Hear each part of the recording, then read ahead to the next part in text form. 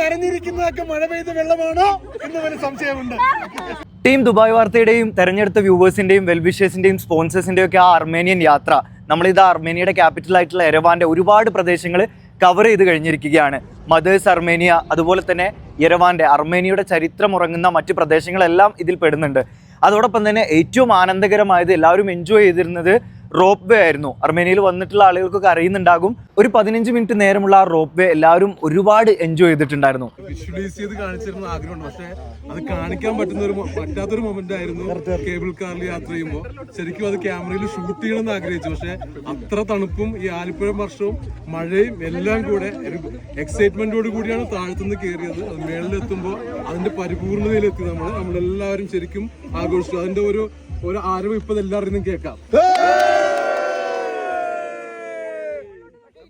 അർമേനിയയിൽ വന്ന് ഇത് എക്സ്പീരിയൻസ് ചെയ്ത ആളുകൾക്കൊക്കെ അറിയുന്നുണ്ടായിരിക്കും ഫോർകാസ്റ്റ് ചെയ്ത് വെച്ചിട്ടുള്ള ഒരു ക്ലൈമറ്റ്, അതായത് ആലിപ്പഴ വർഷം, മഴ, അതിനുശേഷം ഒരു തെളിഞ്ഞ കാലാവസ്ഥ. ഇത് മൂന്നും എക്സ്പ്ലോർ ചെയ്യുന്നത് അനിർവചനീയമായിട്ടുള്ളൊരു അനുഭൂതി തന്നെയായിരുന്നു. എല്ലാവരും ഒരുപാട് എൻജോയ് ചെയ്തിട്ടുണ്ട്. അതോടൊപ്പം തന്നെ അർമേനിയയുടെ പ്രധാന ആകർഷണമായിട്ടുള്ള ലേക്ക് സെവാൻ തടാകം, അതിൻ്റെ ഒരു മനോഹാരിത, ബ്യൂട്ടി, അതെല്ലാം തന്നെ ആസ്വദിച്ചു. അവിടെ ഉണ്ടായിരുന്ന ആക്ടിവിറ്റീസിലൊക്കെ തന്നെ എല്ലാവരും പങ്കെടുത്തു. കൂടുതൽ എനർജിയോടുകൂടി ഈ യാത്ര മുന്നോട്ട് പോവുകയാണ്.